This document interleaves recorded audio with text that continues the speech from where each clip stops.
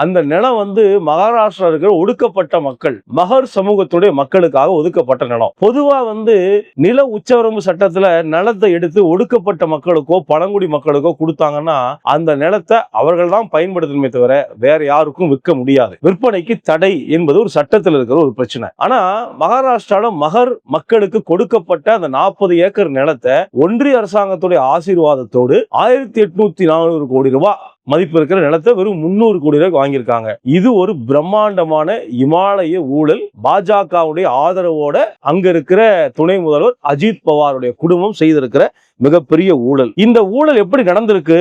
2 பேர் இதுல ஈடுபட்டு இருக்கிறாங்க. ஒருவர் பேர் வந்து ஷீத்தல் தேஜ்வானி, அவருடைய கணவர் பெயர் வந்து சாகர் சூரியவன்ஷி. இவங்க 2 பேர் யாரு? ஏற்கனவே ஏராளமான முறைகேட்டுல அமலாக்கத்துறையால் விசாரிக்கப்பட்டு அமலாக்கத்துறையுடைய விசாரணை வரம்பிற்குள் இருக்கக்கூடிய ஊழல் குற்றவாளிகள். அவர்கள் மீது ஏராளமான குற்ற வழக்குகள் நிலுவையில் இருக்கு. இவங்க தான் இந்த பரிவர்த்தனையை பண்றாங்க. எப்படி பண்றாங்க?